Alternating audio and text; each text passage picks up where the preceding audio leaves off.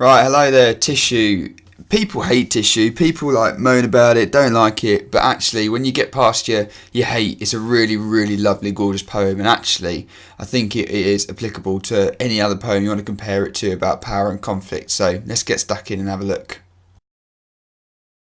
So just like normal, we're going to art scroll this fella, we're going to make sure we've got something to say about each of the key poetic choices that the writer has made. So, tissue. It's a poem essentially about tissues. It's essentially using this idea of tissues, it's using it as an extended metaphor to demonstrate how pointless conflict is. Throughout our poem, Darya is showing how we use tissue in so many aspects of our life, and we're using it to help us, guide us, remind us, support us, and so many different things. This paper plays such a pivotal role in so many aspects of our life. However, it's so fragile, it's so precious, yet we don't let this fragility get in the way of it helping us. She's therefore using the extended metaphor to say that about the world. Our world could help us, our world could support us, our world could guide us. But it is fragile and we don't protect it and look after it the same way we do our paper. We are ruining it with conflict, we are destroying it with violence, and we are scarring it with pain. And she is making the key message that if we looked after our world the same way we looked after paper, it would help us and support us the same way as paper does. So, what power and conflict is shown in this poem? First of all, we've got the power of this tissue and this paper. Even though it's delicate and fragile, it's still so powerful, still so important to us.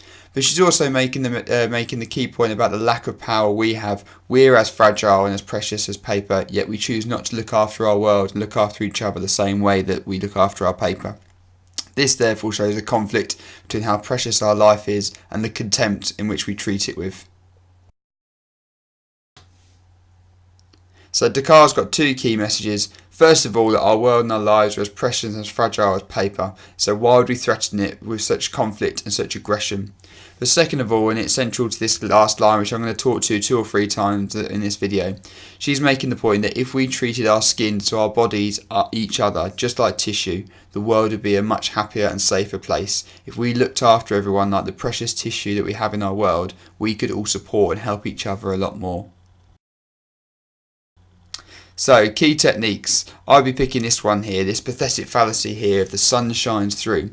She's using this pathetic fallacy to demonstrate the qualities of paper, and you can really go to town this because you've got a really rich idea of sun.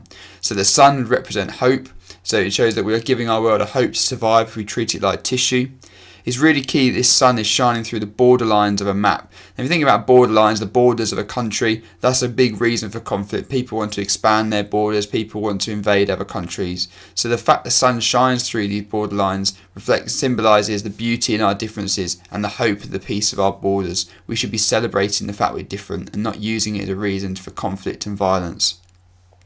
We've also got the fact that we've got this pathetic fallacy of a beautiful day. She didn't pick a rainy, horrible day, she chose a beautiful day, reflecting Dary's view that this respect and care is something to be celebrated and enjoyed. But it's the fact she's also got this pathetic fallacy and so therefore you're talking about weather and nature, and she applies it to maps, which is something pivotal to human existence, shows how the two should be allowed to exist in peace and harmony. The nature of our world, the environment that we live in, should be something we protect and look after, just like human life. So another technique for you here is this one here, and this is the first time I'm going to come back to this line, and this direct address turned into your skin. So Darya is calling on the reader to make our skin tissue, to treat ourselves and each other with care and respect. There's no need for conflict, we should look after each other. But this is also quite an emotively unpleasant image if you think about anything to do with your skin crawling and so on, but the idea of your paper being turned into skin, that's not a nice thought, it's not something we like. Reflecting the uncomfortable truth this is to our society. We don't want to be nice to each other, we don't want to look after each other, so we don't feel nice when we think about our skin being tissue. So throughout this poem we've got heavy enjambment and we've got broken stanzas, particularly towards the end when the last lines increasingly just flow on to the next stanza with enjambment. So this reflects the fragile nature of paper, and therefore as we're using the extended metaphor of paper to describe the world, this shows how fragile the world we live in is too.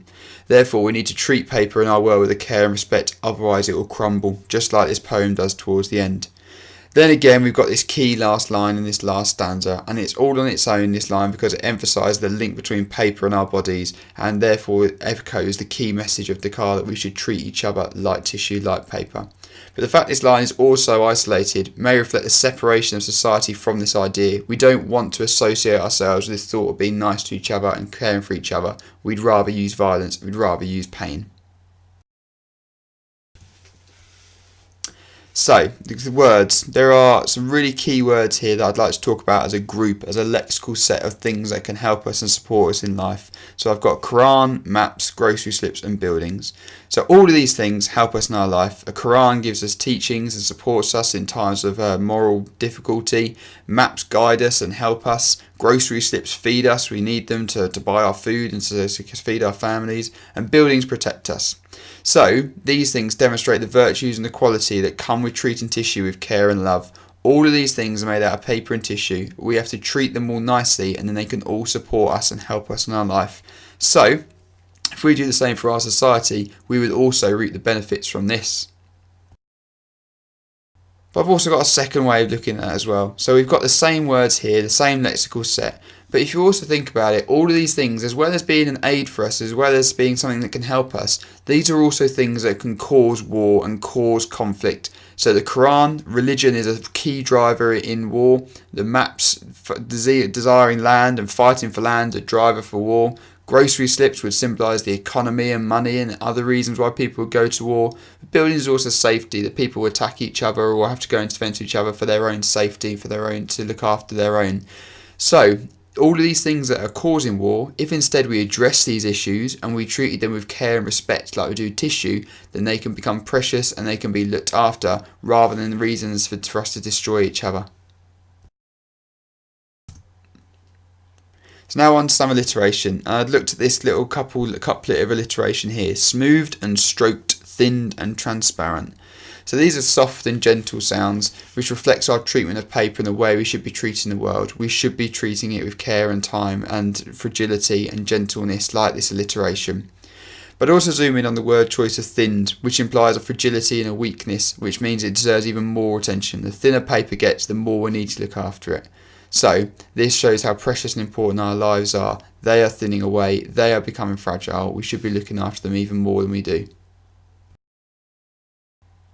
Finally, in terms of the rhythm and rhyme, this poem, as I've mentioned before, is stacked full of enjambment and there's an unsteady rhythm all the way through. It's quite inconsistent. So this reflects the flowing nature of paper and tissue. Again, it's delicate and fragile and unpredictable. And as all of these types of paper flow into each other, the bit about the grocery store slips, the bit about the Quran, the bit about the maps, they all flow into each other, reflects how we humans all flow into each other as well, and our lives are intertwined as one.